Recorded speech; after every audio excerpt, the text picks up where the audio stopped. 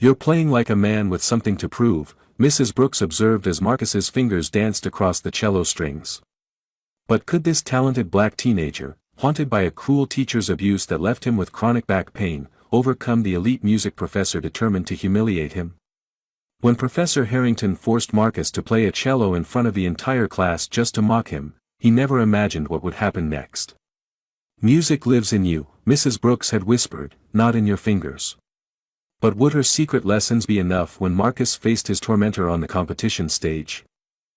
Dear viewer, if you are watching my story for the first time, I humbly request you write the location from where you are watching right now, subscribe this channel and press the bell icon now not to miss the notifications of my daily published new stories. Thank you, and let's dive into the full story. Marcus Johnson winced as he shifted his weight from one foot to the other. At 15, he shouldn't have to worry about chronic pain, but the incident last year had changed everything. Standing by his locker, he watched as other students rushed past, their carefree movements a constant reminder of what he'd lost. "You good, man?" Jamal Robinson, his best friend since 3rd grade, appeared beside him. "Same as always," Marcus replied, forcing a smile. "Back's acting up again." The hallways of Westside High School emptied as the final bell rang. Marcus sighed, knowing he'd be late for dinner again. Today, he had stayed behind to listen to the school orchestra practice. Music had always been his escape, even if he couldn't afford lessons himself. "Why do you torture yourself watching them play?" Jamal asked as they walked toward the bus stop. "You know your mom can't afford those fancy instruments." Marcus shrugged. "Just because I can't play doesn't mean I can't listen." At home, his grandmother Pearl was stirring a pot of her famous gumbo. The small apartment smelled of spices and comfort. "There's my musician," she smiled, using the nickname she'd given him years ago when she caught him creating melodies by tapping on kitchen pots. "Not a musician, Grandma. Just a kid who likes music." "Music lives in your soul, boy. Always has." She pointed her wooden spoon at him. "Your grandfather was the same way." His mother, Dr. Elaine Johnson, worked double shifts at Metro General Hospital. Despite her medical degree, the mountain of student loans and raising 2 children alone meant they still struggled financially. Later that night, Marcus lay in bed, unable to find a comfortable position for his aching back. The memory of Ms. Stevens' rage flooded back. "Stand up straight when I'm talking to you," she had screamed that day in English class. When he'd shifted in his seat, trying to maintain eye contact, she'd accused him of disrespect. What happened next was still a blur. He remembered her pulling him by his collar, the wooden paddle she kept in her desk, and the humiliating punishment in front of the entire class. 3 strikes that had left more than physical scars. The back specialist had explained the damage to his mother in clinical terms: contusion to the lower spinal muscles, chronic inflammation, possible nerve damage.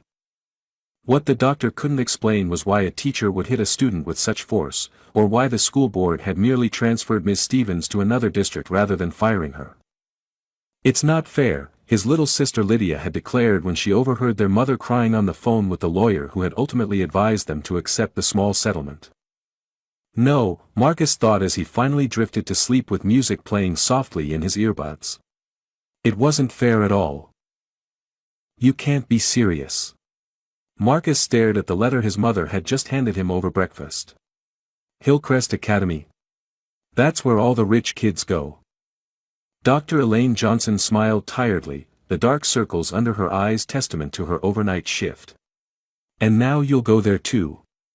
Full scholarship, Marcus. Their music program is the best in the state." "But I don't even play an instrument," he protested. "The scholarship is academic," his mother explained. "But I told them about your love for music. They have an orchestra that accepts beginners." The thought of starting over at a new school was terrifying, but the opportunity was too good to refuse. Still, as Marcus stood at the imposing gates of Hillcrest Academy the following Monday, he felt like an imposter. The campus resembled a small college more than a high school, with its manicured lawns and brick buildings. Students arrived in luxury cars, their casual conversations peppered with references to summer homes and European vacations. You must be Johnson. The principal, Mr. Thompson, barely looked up from his computer when Marcus was shown into his office. Your test scores are surprising. We rarely accept transfers, especially from. He paused, schools like Westside. The emphasis on the word made Marcus's skin crawl. He knew what Mr. Thompson was really saying. Your schedule. The principal slid a paper across his desk. Don't make me regret this exception. Marcus's first classes were a blur of new faces and subtle scrutiny. By lunchtime, he felt every stare, heard every whispered comment. He texted Jamal, "These kids have summer as a verb." After lunch came music appreciation with Professor Richard Harrington. The classroom was unlike anything at Westside, a miniature concert hall with tiered seating and actual instruments displayed around the room. "Ah, our new arrival." Professor Harrington's voice cut through the chatter as Marcus entered. The professor was tall and thin, with silver hair and an expression of perpetual distaste. "Mr. Johnson, I presume?" Marcus nodded, suddenly aware of every eye in the room. "Well, don't just stand there. Take a seat." Marcus hesitated, scanning the room for an empty chair. His back had been particularly painful today, the stress of the new environment aggravating his condition. "Sir, Is it possible for me to stand?" "My back." "Stand. This isn't a bus stop, young man. This is a prestigious music program. We sit. We observe proper posture. We respect tradition."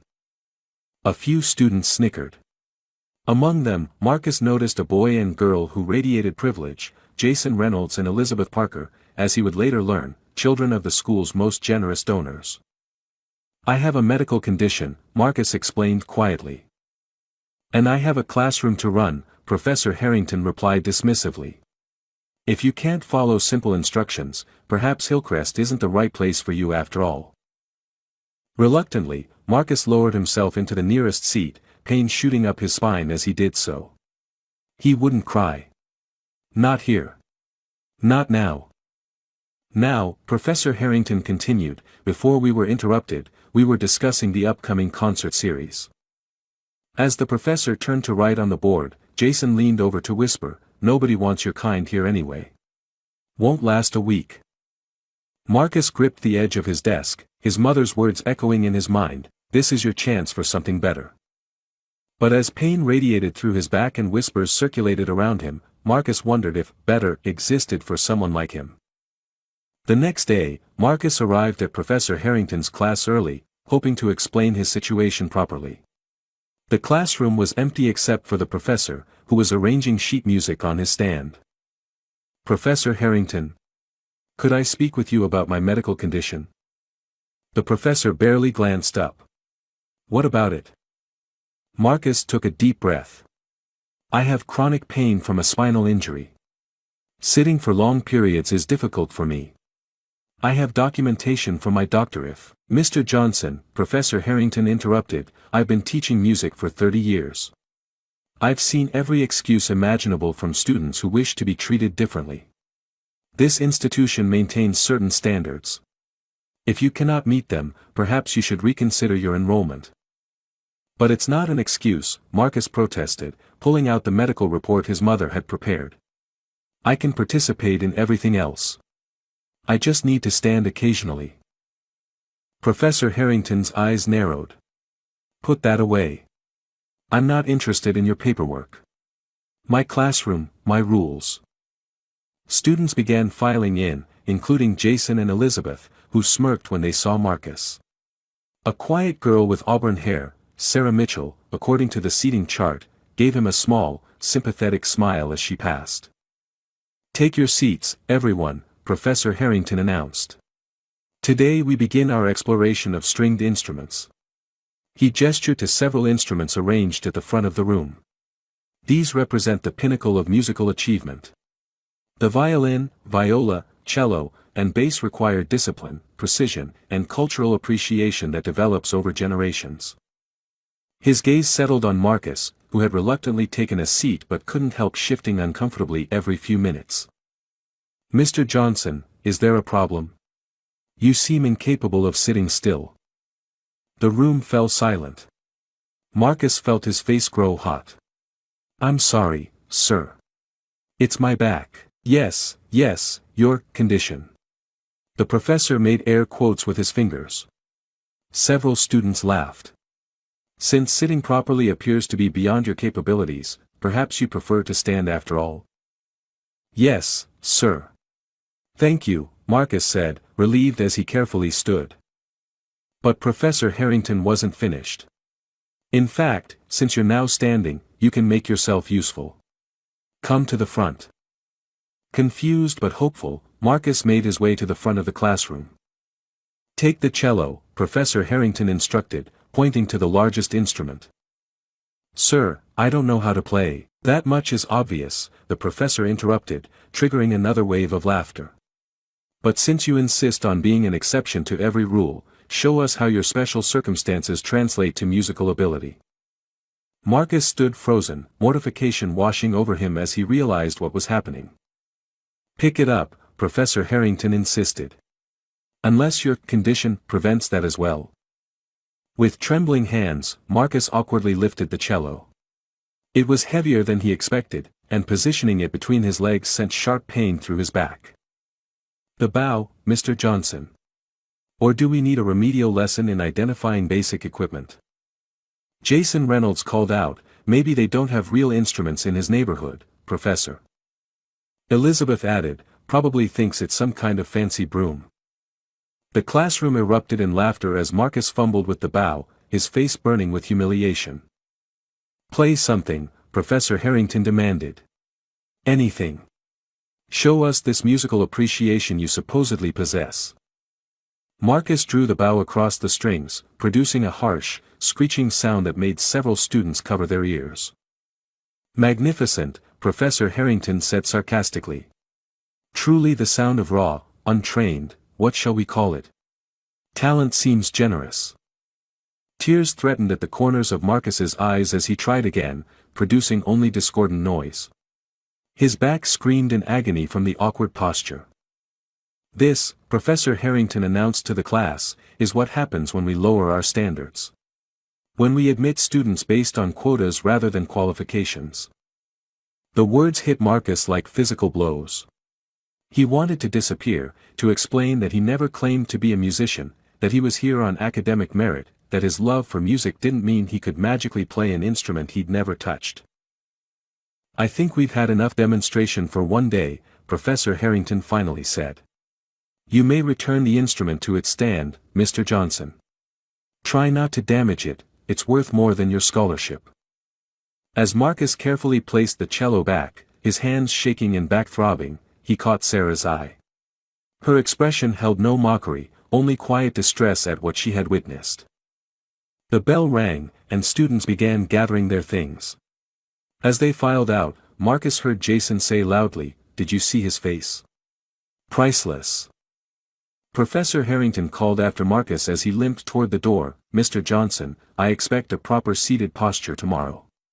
Accommodation forms go through proper channels, not classroom disruptions." In the hallway, Marcus leaned against the wall, fighting back tears. His phone buzzed with a text from Jamal, "How's fancy school today?" Marcus couldn't bring himself to respond. The journey home felt eternal. Marcus stood on the bus, gripping the handrail as the vehicle lurched through traffic. Each jolt sent waves of pain through his back, but it was nothing compared to the ache in his chest. When he finally reached their apartment, he was relieved to find it empty. His mother was working, Grandma Pearl was at her church meeting, and Lydia was at after-school care. He didn't want them to see him like this. In his bedroom, Marcus finally let the tears come. They flowed silently at first, then erupted into gut-wrenching sobs that shook his narrow shoulders. The humiliation replayed in his mind on an endless loop, the screeching cello, the mocking laughter, Professor Harrington's cutting remarks. His phone buzzed relentlessly with messages from Jamal, "You alive?" Earth to Marcus. "Did those rich kids kidnap you? Seriously, man. Getting worried." Finally, Marcus replied, "Don't want to talk about it." But Jamal wouldn't be deterred. 10 minutes later, a knock on the apartment door announced his arrival. "You look like hell," Jamal said when Marcus opened the door. "Thanks," Marcus replied dryly, letting his friend in. In Marcus's room, Jamal listened in growing outrage as Marcus recounted the day's events. "That's straight-up discrimination. Your mom's a doctor, she should sue." Marcus shook his head. "We can't afford another lawsuit. The settlement for Miss Stevens barely covered my medical bills." He winced as he shifted position on his bed. "Besides, it would just make everything worse." "So you're just gonna let that racist jerk win?" "I don't know what to do," Marcus admitted. "If I quit, I'm proving him right. If I stay..." The sound of the front door interrupted them. Dr. Elaine Johnson called out, "Marcus. I'm home early. Dr. Sanderson covered my shift." One look at her son's face told Elaine everything she needed to know. What happened? After hearing the full story, she sat beside Marcus on the bed, careful not to jostle him. "Baby, I am so sorry." Her voice wavered. "I thought this would be a good opportunity for you." "It's not your fault, Mom." Later that evening, as Marcus picked at his dinner, Grandma Pearl studied him across the table. "You want to tell me why you're moving that food around instead of eating it?" Marcus summarized the day's events, trying to downplay the humiliation. Grandma Pearl's eyes flashed with anger, but her voice remained calm. "Let me tell you something about people like that, Professor. They're small inside. So small they have to make others feel smaller just to feel normal size themselves." "But he has all the power," Marcus said.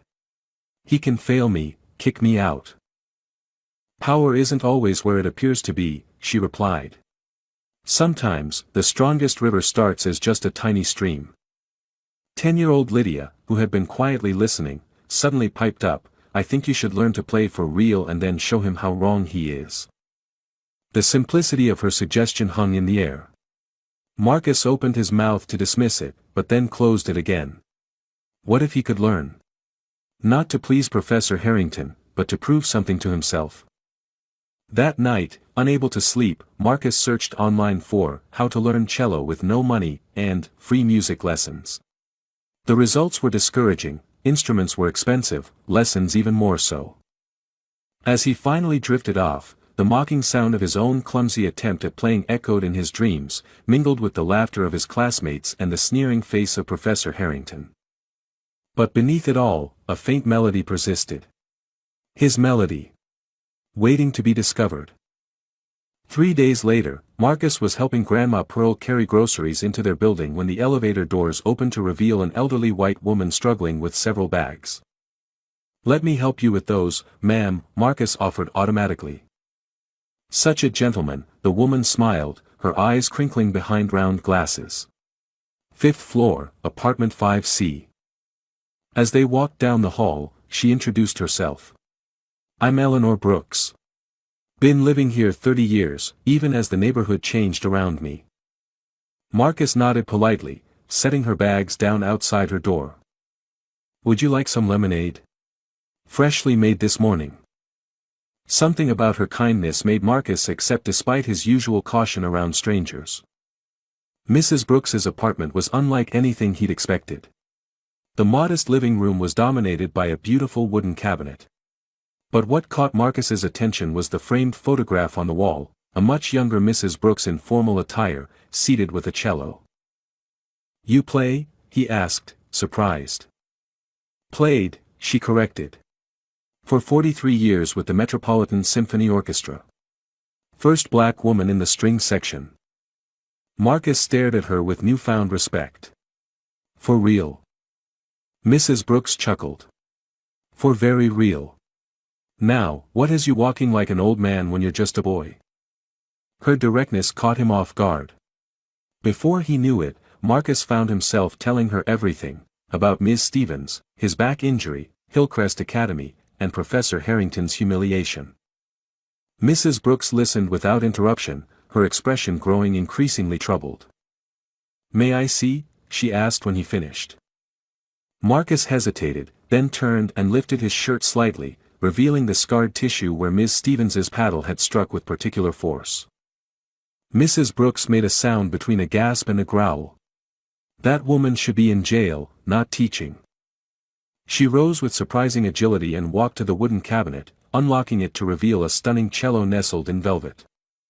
Giovanni Battista Guadagnini, 1748, she said, running her fingers lovingly over the wood. Haven't played her in years. These old hands. She flexed her fingers, showing slight deformities from arthritis. It's beautiful, Marcus whispered. Would you like to try it? Properly this time. Marcus stepped back. No, I'll just make that horrible noise again. Not with proper instruction, you won't. When Marcus returned home that evening, he was quiet but somehow lighter. Grandma Pearl noticed immediately. Met someone interesting, he said when she asked. Mrs. Brooks in 5C. She used to be a professional cellist. Eleanor Brooks? Grandma Pearl exclaimed. Lord, I remember when she made the front page of the Tribune. Your grandfather and I were so proud to see one of our own break that barrier.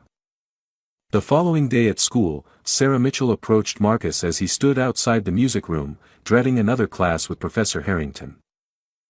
I just wanted to say, what happened yesterday wasn't right, she said softly. Professor Harrington shouldn't have done that. Before Marcus could respond, Jason and Elizabeth approached. Slumming, Sarah. Jason sneered. Sarah straightened her shoulders. Actually, I was just giving Marcus my notes from yesterday. He's my lab partner in AP Biology. It was a lie, but it sent Jason and Elizabeth skulking away. Thank you, Marcus said. You know, Sarah said, glancing around to ensure they weren't overheard, if you ever wanted to learn more about music theory, I have some books that might help. First, we need to address your posture, Mrs. Brooks said during their initial lesson. Your injury complicates things, but we'll find a position that works. It was Saturday afternoon, the first of what would become regular sessions in Mrs. Brooks's apartment. After experimenting with various positions, they discovered that Marcus could hold the cello comfortably if he sat on a specially modified chair Mrs. Brooks had used during her own recovery from a back injury years ago. Music and pain have been companions throughout history, she explained. Many great musicians performed through physical suffering. It's not the absence of pain that defines us, but what we create despite it. Marcus positioned his fingers carefully on the strings, following Mrs. Brooks's instructions. The first notes he produced were hesitant but clear, nothing like the screeching disaster in Professor Harrington's class. That's it, Mrs. Brooks encouraged. Feel how the instrument vibrates against your chest. That's the heart of the cello speaking to yours. Over the next few weeks, Marcus established a careful routine. After school, he would spend an hour with Mrs. Brooks before heading home to complete his homework. He told his mother and grandmother about the lessons, but swore them to secrecy. I don't want anyone at school to know, he insisted. Not yet. His progress was remarkable. Mrs. Brooks called it making up for lost time, but Marcus suspected it was more than that. When he played, the pain in his back seemed to recede, as if the music itself had healing properties. Your hands were made for this, Mrs. Brooks observed one afternoon as Marcus skillfully navigated a difficult passage. Like they've been waiting all these years to find their purpose. At school, Marcus continued to endure Professor Harrington's class, now standing at the back without protest. The professor's jabs continued, but Marcus found them easier to bear, knowing what awaited him after school. Sarah Mitchell had become an unexpected ally. True to her word, she had lent Marcus several books on music theory, which he devoured at night. Occasionally, they would meet in the library during lunch, Sarah explaining concepts Marcus found challenging. Why are you helping me? He asked her one day. Sarah considered the question. My grandfather was a sharecropper who taught himself to read music by candlelight after working 14-hour days. Professor Harrington thinks music belongs to people like him, but it doesn't. It belongs to anyone willing to listen, to learn, to feel. One afternoon, as Marcus practiced a particularly challenging piece, Mrs. Brooks suddenly held up her hand, signaling him to stop. "Play that passage again," she requested. "The one from measure 16. Marcus complied, concentrating on the difficult fingering. "Now close your eyes and play it again." He did, and the notes flowed even more smoothly. "You're playing from memory," Mrs. Brooks observed. "I guess I am," Marcus realized, surprised. "That's a rare gift," she said thoughtfully. "Does music play in your head when you're not practicing?" Marcus nodded. "All the time. Even before I started learning. I'd hear orchestras playing in my mind." Mrs. Brooks's eyes widened. "Marcus, that's not just an interest in music. That's a calling." Meanwhile, at Hillcrest, Professor Harrington had noticed Marcus's changing demeanor. The boy no longer seemed affected by his barbs, which only irritated the professor more. "Mr. Johnson," he called out during class one day, "since you insist on standing like a sentinel at the back of my classroom, perhaps you could explain to us the difference between staccato and legato?" Marcus, who had just been reading about this in one of Sarah's books, answered perfectly. Professor Harrington's eyes narrowed. "And the primary characteristic of the Baroque period?" Again, Marcus provided a correct response. "Been studying, have we?" the professor said coldly. "Trying to impress. It takes more than memorizing facts to understand music. It requires cultural context, historical appreciation, a certain heritage." Jason snickered. "Yeah, like rhythmic basketball dribbling is the same as Bach." "That's enough," Professor Harrington said, though his tone conveyed approval rather than reprimand. Elizabeth raised her hand. "Professor, shouldn't Johnson have to demonstrate his knowledge practically? Since he claims to understand music theory now." "An excellent suggestion," the professor smiled thinly. "What do you say, Mr. Johnson? Care for another demonstration? Perhaps you've magically learned to play since your last performance." Marcus felt a chill run through him. He wasn't ready to reveal what he had learned. "Not here. Not like this." "I'd rather not, sir," he said quietly. "As I suspected," Professor Harrington said dismissively. "All theory, no application. Typical." That evening, Marcus played with unusual intensity, his bow flying across the strings with barely contained emotion. "You're angry," Mrs. Brooks observed when he finished. "Music can transform anger into something beautiful, but only if you acknowledge it first." "He's never going to see me as anything but an outsider," Marcus said bitterly. "No matter what I learn, how hard I work." "Then why learn at all?" Mrs. Brooks challenged. "If it's to prove something to him, you've already lost." "Then why am I doing this?" Mrs. Brooks smiled gently. "That, my dear boy, is what you need to discover for yourself." The winter months brought increasing challenges. Professor Harrington seemed determined to make Marcus quit, assigning impossible research papers and calling on him constantly in class, always with the underlying implication that he didn't belong at Hillcrest. After a particularly brutal session where Marcus was forced to analyze a piece beyond his knowledge level, he finally convinced his mother to arrange a meeting with Mr. Thompson. "I've reviewed your concerns," the principal said, glancing between Marcus and Dr. Johnson, "but Professor Harrington has been with us for 20 years. His methods may be traditional, but they get results." "Traditional?" Dr. Johnson repeated incredulously. "Making my son stand in pain and publicly humiliating him is traditional?" "Mrs. Johnson, Dr. Johnson," she corrected firmly. "Dr. Johnson," the principal amended with a tight smile, "Professor Harrington maintains that your son's behavior has been disruptive. Refusing to sit properly, answering back. Because sitting causes him severe pain. I provided medical documentation. Which should have gone through proper channels, not been thrust upon a teacher without warning," Mr. Thompson countered. "Additionally, Professor Harrington is concerned that Marcus may be receiving outside help with his assignments, given the sudden improvement in his understanding of music theory." Marcus felt his face flush. "I've been studying hard." "So you say." Mr. Thompson's tone made it clear he didn't believe him. Perhaps Hillcrest isn't the right environment for you after all, Mr. Johnson. The academic pressure here is considerable, and not every student can handle it. You mean not every black student, Dr. Johnson said flatly. Mr. Thompson's expression hardened. I'd be careful with such accusations, Dr. Johnson. They could reflect poorly on your son's academic future.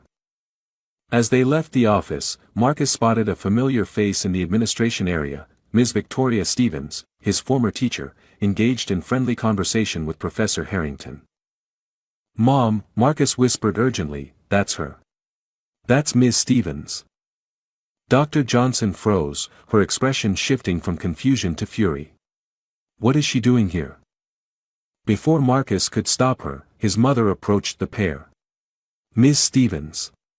What a surprise to see you here. Ms. Stevens turned, recognition dawning in her eyes. Dr. Johnson. You know each other? Professor Harrington interrupted, looking between them. Ms. Stevens used to teach at my son's previous school, Dr. Johnson said coldly. Before she was transferred for physically assaulting a student. My son, specifically.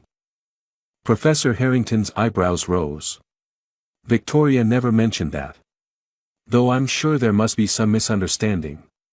We've been friends for years. She was quite helpful in pointing out students from West Side who might benefit from our outreach program.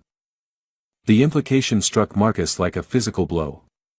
Ms. Stevens had recommended him for the scholarship, not to help him, but to set him up for failure.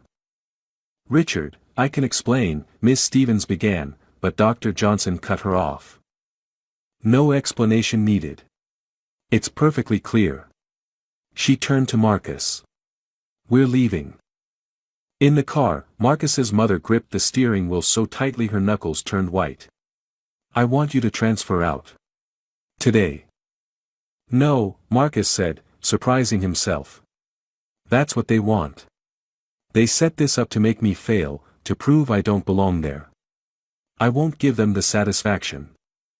His mother sighed deeply. Marcus, it's not worth the pain, physical or emotional. If I leave now, they win. And not just against me, but against anyone else who might get a chance in the future. Dr. Johnson studied her son's determined expression. When did you get so grown? At home, Grandma Pearl listened to their account with uncharacteristic silence. Grandma? Marcus finally prompted. What do you think?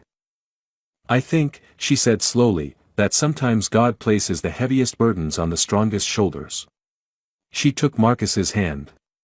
But you don't have to carry it alone. That night, Marcus practiced with renewed purpose. Mrs. Brooks noticed immediately. You're playing like a man with something to prove, she observed.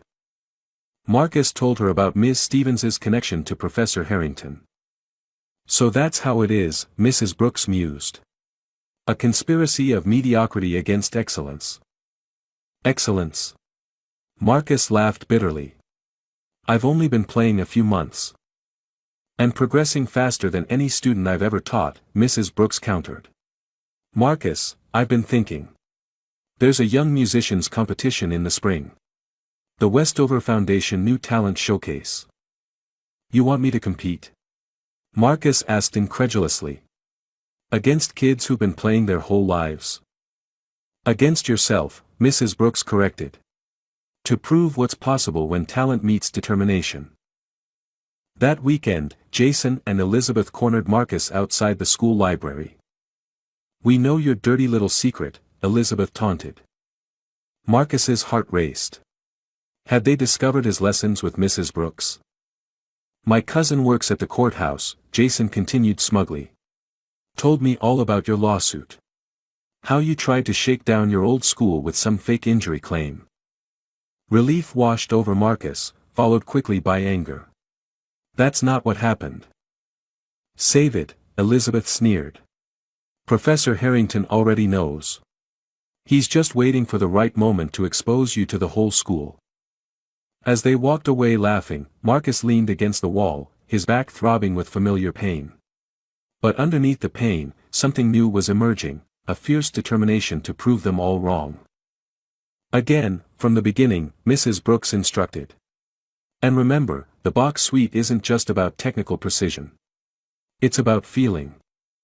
5 months into their lessons, Marcus had progressed to pieces Mrs. Brooks said many of her conservatory students hadn't mastered after years of study. His fingers moved across the strings with growing confidence, drawing out notes that seemed to vibrate through his entire body. Better, Mrs. Brooks nodded when he finished. But you're still holding back. What are you afraid of? Before Marcus could answer, a knock interrupted them. Mrs. Brooks frowned. They were never disturbed during lesson time. Continue practicing, she said, rising to answer the door. Marcus returned to the passage, losing himself in the music. He barely registered the murmured conversation at the door or the soft footsteps entering the room. When he finally looked up, he found Mrs. Brooks standing with a middle-aged black woman he didn't recognize. The stranger's eyes were wide, her lips slightly parted in surprise. Marcus, this is Ms. Diana Williams, Mrs. Brooks introduced. She teaches at the community music school downtown. I'm sorry to interrupt, Ms. Williams said, but I heard you playing from the hallway. Eleanor, you didn't tell me your student was this advanced. Mrs. Brooks smiled mysteriously. I wanted you to hear for yourself. How long have you been playing? Ms. Williams asked Marcus. About 5 months, he admitted. Ms. Williams looked shocked. 5 months? That's impossible. I practice a lot, Marcus said self-consciously. It's not just practice, Ms. Williams insisted, turning to Mrs. Brooks. This is rare talent. Exceptional, even. Mrs. Brooks nodded. I thought so too. That's why I called you. Over tea, Ms. Williams explained that she wasn't just a teacher but also a talent scout for the prestigious Westover Foundation, which provided opportunities for exceptional young musicians from underprivileged backgrounds. Our director, Dr. William Carter, is always looking for students with unique potential, she explained. He's particularly interested in addressing the lack of diversity in classical music. Dr. Carter? Mrs. Brooks sounded impressed. The renowned cellist? The very same, Ms. Williams confirmed. He's in town next week for master classes. I'd like Marcus to audition for him. Marcus's heart raced. Audition? I'm not ready for that. You're more ready than you realize, Mrs. Brooks said firmly. Before Marcus could protest further, his phone buzzed. It was Jamal. Dude, where are you? We're supposed to meet Sarah at the library in 20. Marcus had completely forgotten their study session. After Ms. Williams left with a promise to arrange the audition, he rushed to meet his friends. Sarah was waiting outside the public library, textbooks clutched to her chest. There you are. I was getting worried. Sorry, Marcus apologized. Lost track of time. Jamal raised an eyebrow. With your mysterious music thing again? Man, when are you going to tell us what you're really doing after school? Marcus hesitated, then made a decision. Actually, I want to show you guys something. If you're free tomorrow after school. The next day, Marcus led his friends to Mrs. Brooks's apartment, nervous about revealing his secret. You've been taking cello lessons? Sarah asked, her eyes widening as she took in the beautiful instrument. This whole time? Playing, not just taking lessons, Mrs. Brooks corrected. Go on, Marcus. Show them. Positioning himself on the special chair, Marcus took a deep breath and began to play. He chose a piece he'd been perfecting for weeks, the prelude from Bach's Cello Suite No. 1. His eyes closed as he lost himself in the music, his body swaying slightly with each phrase. When he finished, the room was silent. He opened his eyes to find Jamal staring open-mouthed and Sarah with tears streaming down her face. That was. Jamal struggled for words. Man, I don't even know what to say. It was beautiful, Sarah whispered. Marcus, you have to let people hear this. You have to. I'm not ready, Marcus protested. And at school, with Professor Harrington. Forget that jerk, Jamal said fiercely. This isn't about him. This is about you. The following Wednesday, Marcus met Dr. William Carter. The famous cellist was imposing, tall and distinguished with salt and pepper hair and penetrating eyes that seemed to look through rather than at you. Play something, he instructed without preamble. Marcus began with the Bach piece he was most comfortable with, but Dr. Carter stopped him after just a few measures. Something else. Something that speaks to you personally. Taken aback, Marcus thought for a moment, then began a piece he'd been working on privately, a composition of his own, inspired by the melodies he heard in his head. Dr. Carter's expression changed as Marcus played, his professional detachment giving way to genuine interest. "You wrote that?" he asked when Marcus finished. Marcus nodded nervously. "It's unpolished," Dr. Carter said bluntly. "But there's something there. Something authentic." He turned to Ms. Williams. "He needs formal training. Immediately." "That's why we wanted you to hear him," she replied. "The showcase." "Not just the showcase," Dr. Carter interrupted. "I want him in my summer program at Eastman. Full scholarship." Marcus could hardly believe what he was hearing. "But there's a condition," Dr. Carter continued, fixing Marcus with an intense gaze. "I need to see how you perform under pressure. The Westover showcase is in 8 weeks. You'll play there, not just Bach, but your own composition as well." 8 weeks? Marcus's voice cracked. "But the other competitors have been preparing for months, years even." "They've been playing longer," Dr. Carter acknowledged. "But they're playing what's expected. You're playing what needs to be heard." As Marcus left the audition, his mind reeling, Sarah called with news that made his blood run cold. "Professor Harrington is one of the judges for the Westover showcase. And he knows you've entered." "He knows?" Marcus repeated, sinking onto a bench outside the community center where he'd met Dr. Carter. "How?" "The list of participants was posted on the music department bulletin board," Sarah explained. "I overheard him talking to Jason about it. He seemed angry." Of course he was angry, Marcus thought. Professor Harrington had spent months trying to drive him away from music, not encourage him toward it. That evening, Marcus shared the news with his family and Mrs. Brooks during an impromptu dinner at their apartment. "This competition could change everything," Marcus explained. "Dr. Carter said if I do well, he wants me in his summer program at Eastman. Full scholarship." "Eastman?" Dr. Johnson nearly dropped her fork. "Marcus, that's one of the top music schools in the country." "But Professor Harrington is one of the judges," Marcus continued. "He'll do anything to make sure I fail." "Not necessarily," Grandma Pearl interjected.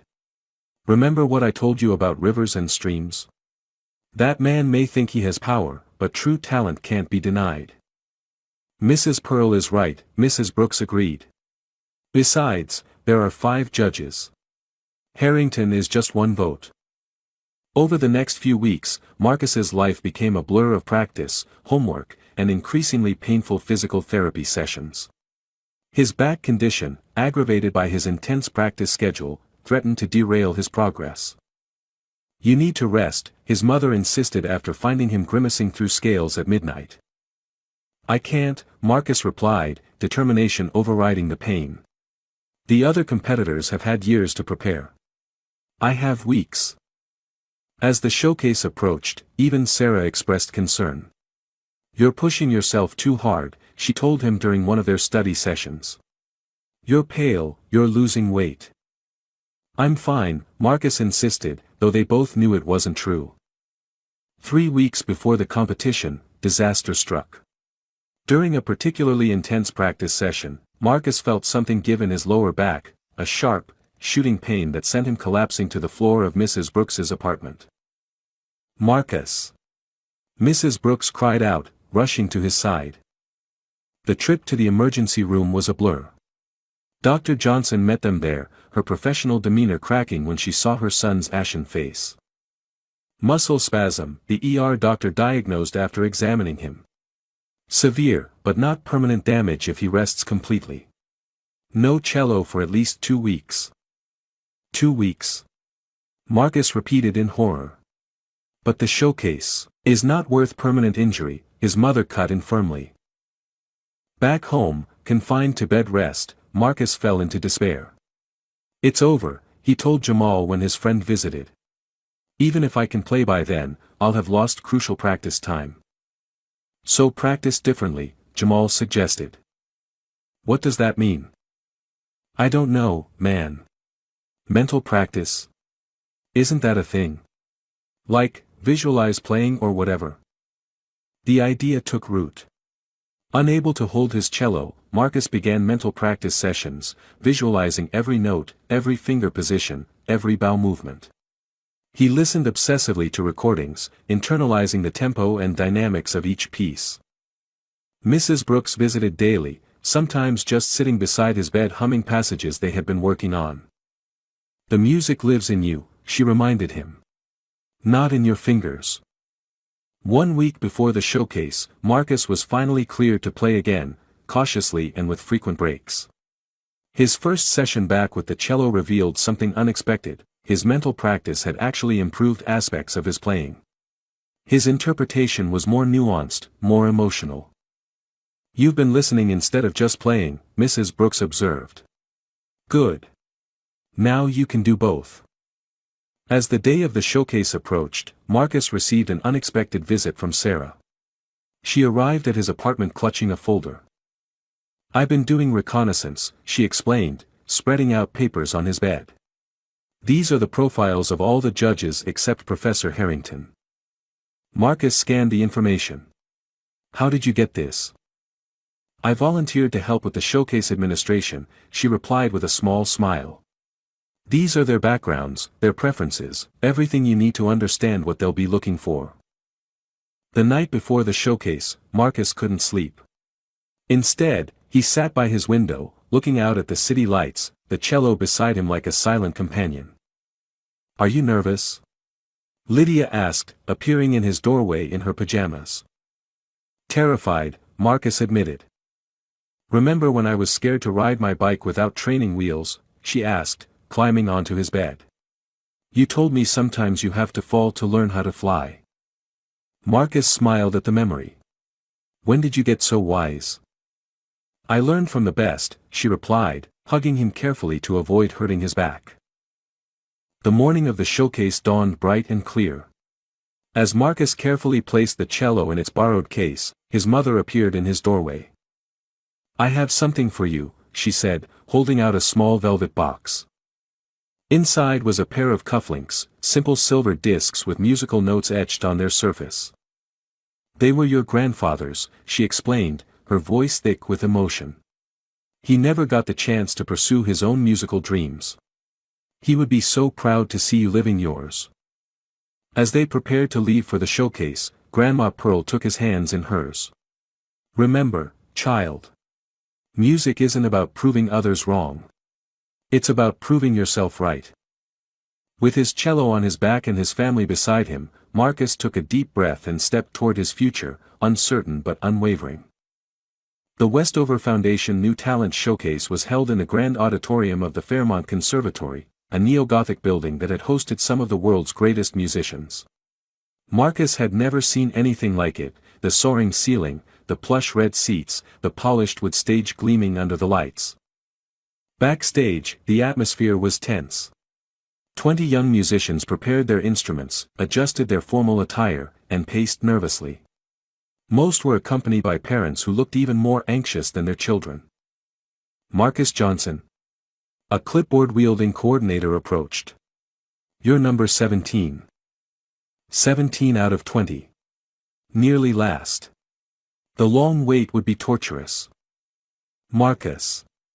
His mother squeezed his hand. No matter what happens today, I know, Mom, he interrupted gently. You're proud of me just for being here.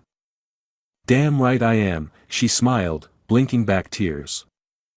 As they arranged his music at his assigned preparation table, a familiar voice cut through the background noise. Well, well. If it isn't our scholarship student.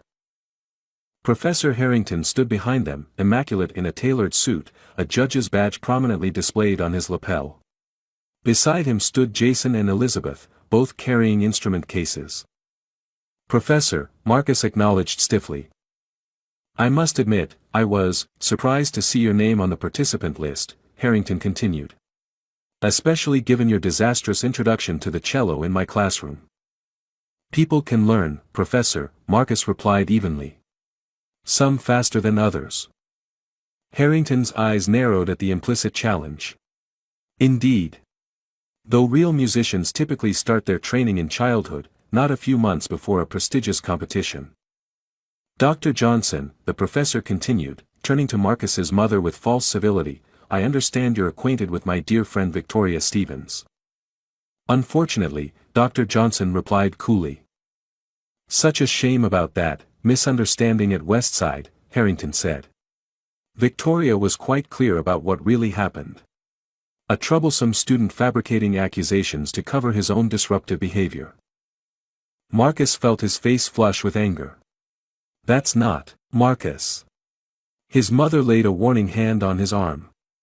"This isn't the place." "Listen to your mother, Mr. Johnson," Harrington smirked. "Emotional outbursts have no place in classical music. But then, some cultural backgrounds do tend toward the expressive." "Excuse me." A new voice joined the conversation.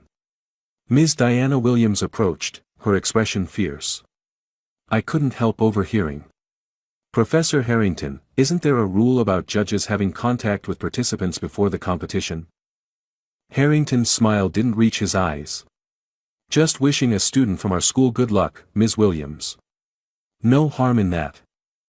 "Then you should wish all your students luck equally," she replied pointedly, glancing at Jason and Elizabeth. "Unless you're showing preferential treatment." Harrington's jaw tightened. "I'll see you all at the judging table." He turned and walked away, Jason and Elizabeth trailing behind him. "Thank you," Dr. Johnson said to Ms. Williams. "Don't thank me yet," she replied grimly. "He's still a judge, and he clearly has it out for Marcus." As the competition began, Marcus tried to focus on his mental preparations rather than the exceptional performances echoing from the stage. Each young musician was introduced with their accolades: studying since age 3, winner of the junior division of the National String Competition, accepted to Juilliard's pre-college program. What would they say about him? Been playing for 6 months. When Jason performed, a technically flawless but emotionally vacant rendition of Vivaldi, Marcus could see Professor Harrington beaming from the judges' table, making excited notes on his scoring sheet. By the time Marcus's turn approached, his back was screaming in protest from the hours of sitting in the hard backstage chair. Standing to stretch, he came face to face with Ms. Stevens, who had apparently been watching from the wings. "I heard you entered," she said, her voice low. "Quite the development since our time together at Westside." "No thanks to you," Marcus replied, surprised by his own boldness. "You never did learn respect," she hissed. "I did that school a favor getting rid of you." "By beating me? By damaging my spine? You were incorrigible. All students need discipline." "What you did wasn't discipline," Marcus said quietly. "It was abuse." "Be careful with such accusations," Ms. Stevens warned. "Richard is a very influential man in the music world. One word from him can close a lot of doors." Before Marcus could respond, a small commotion broke out near the stage door. A familiar voice rose above the murmurs. "I most certainly am on the list. Check again, Eleanor Brooks, guest of participant Marcus Johnson." Marcus hurried over to find Mrs. Brooks arguing with the security guard, Grandma Pearl beside her. "Mrs. Brooks?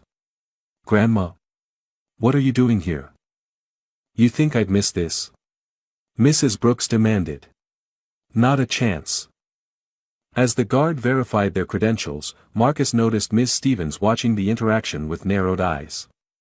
When Mrs. Brooks turned and saw her, the temperature in the backstage area seemed to drop 10 degrees. "Victoria Stevens," Mrs. Brooks said coldly. "Still terrorizing children, I see." Ms. Stevens paled. "Eleanor Brooks. I didn't realize you knew the Johnson family." Small world, Mrs. Brooks replied. Even smaller when it comes to music in this city. I've been Marcus's teacher. You? Miss Stevens looked between them in disbelief. Yes, me. First chair cellist with the Metropolitan Symphony for 30 years. Though you wouldn't know about that, would you? Too busy maintaining your little kingdom of mediocrity to recognize real talent. Miss Stevens sputtered, I should inform Richard. Oh, please do, Mrs. Brooks smiled thinly. Tell him Eleanor Brooks says hello. We have quite a history, Richard and I. Ask him about the time he auditioned for the symphony and was rejected. Twice. I was on the selection committee. As Miss Stevens hurried away, Marcus stared at Mrs. Brooks in awe. You never told me you knew Professor Harrington. Some history is better left buried, Mrs. Brooks replied. Until it becomes useful. Number 17, Marcus Johnson, the coordinator called. You're on deck. Marcus took a deep breath, feeling a curious calm settle over him. His demons were gathering, Miss Stevens, Professor Harrington, his past, his pain, but somehow, their power over him was diminishing. You've got this, Grandma Pearl whispered, straightening his tie. Remember who you are. As he walked toward the stage, cello in hand, Marcus knew he was ready not just to play, but to speak his truth through music. Our next performer is Marcus Johnson, a sophomore at Hillcrest Academy, the announcer's voice echoed through the auditorium. Marcus began studying cello just 6 months ago and will be performing the prelude from Bach's Cello Suite No. 1, followed by an original composition. A murmur swept through the audience at the mention of his brief training. In the front row, Professor Harrington leaned over to whisper something to a fellow judge, who frowned in response. As Marcus walked onto the stage, the spotlights momentarily blinded him. When his vision cleared, he saw hundreds of faces looking back expectantly. In the third row, his mother sat with Lydia, both giving him encouraging smiles. Jamal and Sarah had managed to find seats near the back. And there, to his surprise, was Dr. Carter, watching intently from the side aisle. Marcus carefully positioned his chair, the special one Mrs. Brooks had insisted he bring, and arranged himself with the cello. His back twinged in protest, a sharp reminder of everything that had brought him to this moment. Looking down at the gleaming instrument, Marcus suddenly felt a wave of doubt. What was he doing here? 6 months against competitors who had been playing their whole lives. He glanced up, catching Professor Harrington's smug expression, the look of a man expecting failure, perhaps even hoping for it. Then his eyes found Mrs. Brooks, who gave him an almost imperceptible nod. In that simple gesture was everything she had taught him: music isn't just played, it's felt. It isn't just heard, it's experienced. Marcus closed his eyes and took a deep breath. When he opened them again, he wasn't in a competition. He was simply in a moment with his cello, ready to share what they had created together. The first notes of Bach's prelude flowed from beneath his fingers, resonant and pure. As he continued, the technical elements he had practiced so diligently became secondary to the emotion flowing through him. Every moment of pain, every slight, every doubt, transformed into something beautiful. The music spoke of struggle but also of triumph, of darkness giving way to light. When the final note of the Bach piece faded, there was a moment of complete silence before applause erupted. But Marcus barely heard it. He was already transitioning to his original composition, a piece he had titled simply, Standing. This was his true voice, raw and unfiltered. It began softly, almost hesitantly, like a child finding his way in an unfamiliar world.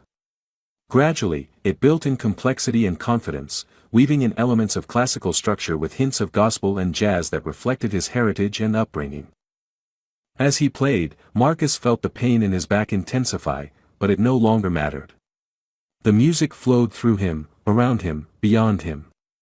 His eyes remained open, but he saw nothing of the auditorium now, only the music itself, taking shape in his mind's eye like a living entity.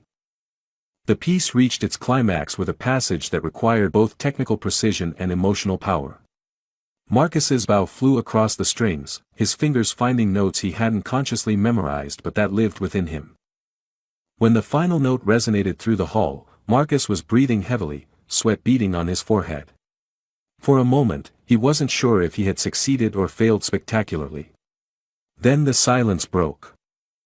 The applause began slowly, then built to a thunderous ovation. People were standing, first his mother and sister, then Jamal and Sarah, then Dr. Carter, and finally the entire audience. All except Professor Harrington, who remained seated, his expression unreadable.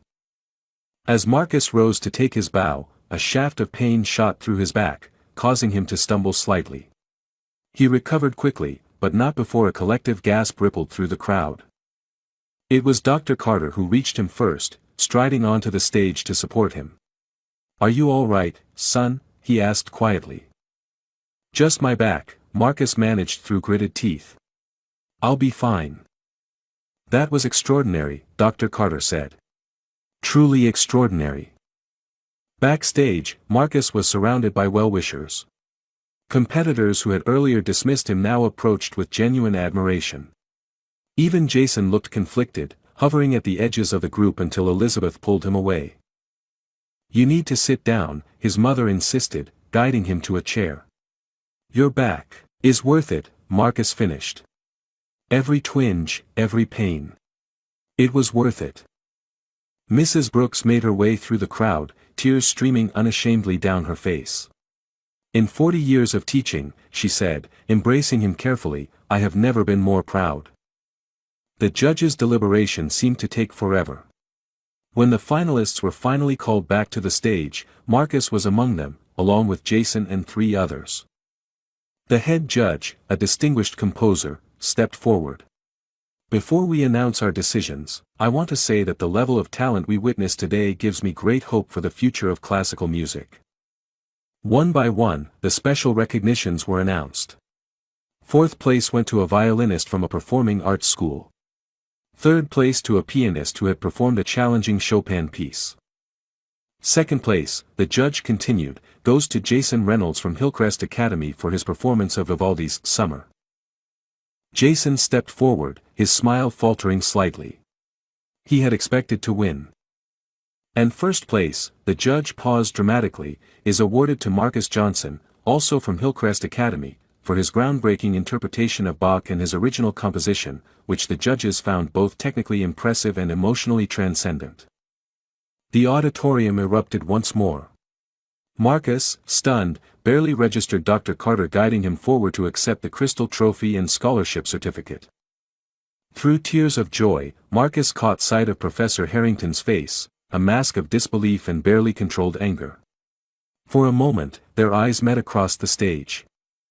But in that moment, Marcus realized something important: he no longer cared what Professor Harrington thought. The man's approval or disapproval had become irrelevant. The music was what mattered. The truth was what mattered. And his truth had finally been heard. The Monday after the showcase, Marcus returned to Hillcrest Academy to find the atmosphere had changed. Students who had previously ignored him now nodded in recognition. Teachers who had been indifferent suddenly showed interest in his progress. News of his victory had spread quickly, amplified by a feature in the local newspaper with the headline, "Musical Prodigy Emerges from Unlikely Circumstances." Professor Harrington, however, was noticeably absent. The substitute teacher explained he had taken a personal day. During lunch, Sarah found Marcus in the courtyard. "Have you heard?" she asked, breathless with excitement. "There's an emergency school board meeting tonight. About Professor Harrington and Ms. Stevens." "What about them?" Marcus asked. "After your performance, Dr. Carter started asking questions about your back injury. When he heard the full story, he contacted some colleagues on the school board. Apparently, there were other complaints about both teachers that were previously ignored." That evening, Marcus's mother received a call requesting their presence at the meeting.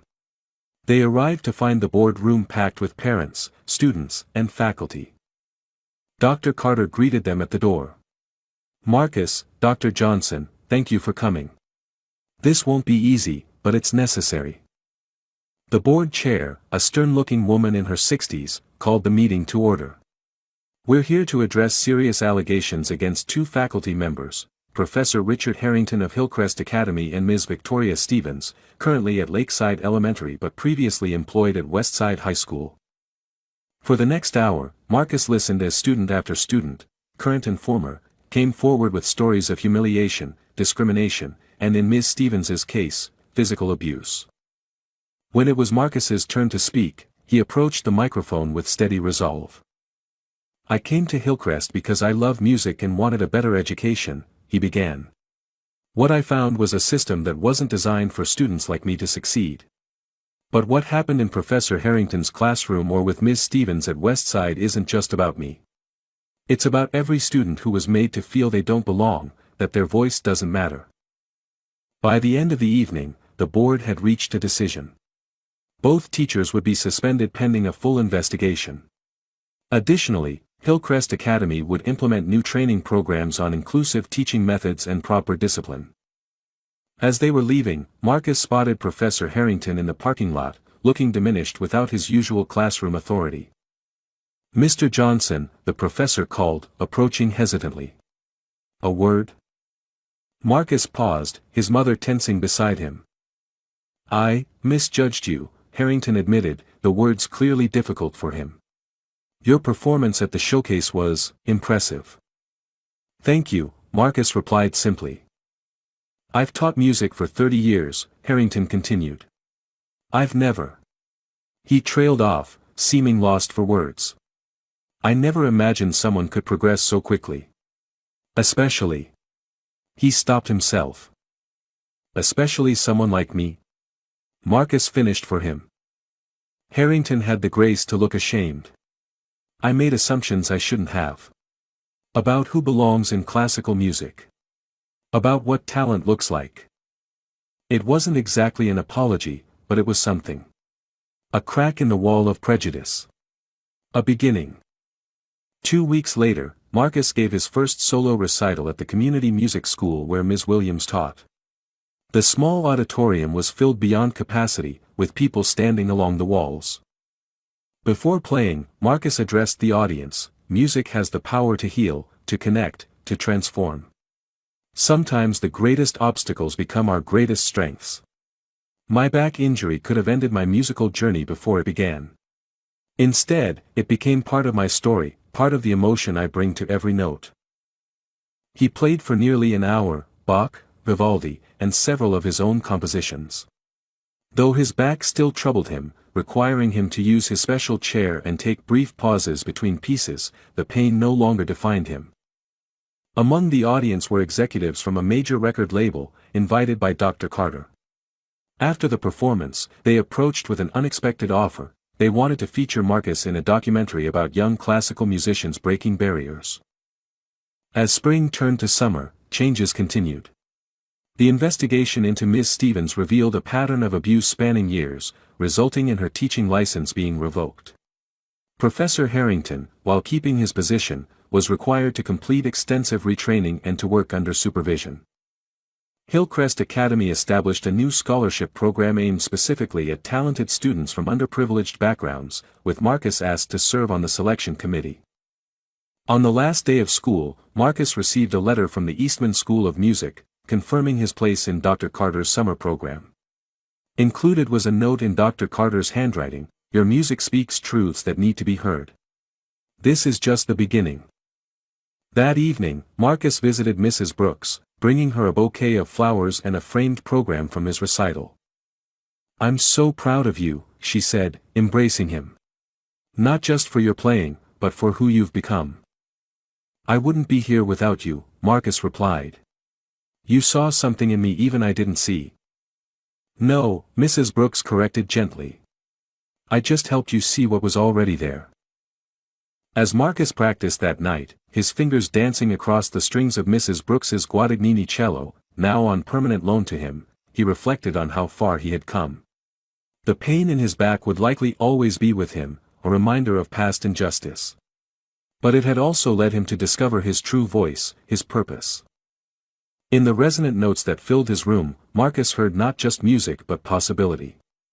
A future where barriers continued to fall, where art transcended prejudice, where his story might help others find their own voice. And that, he realized, was the most beautiful composition of all. Dear friend, music belongs to everyone, regardless of background, race, or circumstances. This story reminds us that talent can emerge from anywhere when given opportunity and support. No child should face discrimination or abuse in educational settings, yet many do every day. Through characters like Marcus, we can recognize the resilience of the human spirit and our responsibility to stand against injustice. Your likes and subscriptions help us continue sharing these important messages of hope and transformation. Together, we can build a world where every child's gifts are nurtured, not suppressed. Subscribe now to join our community of changemakers.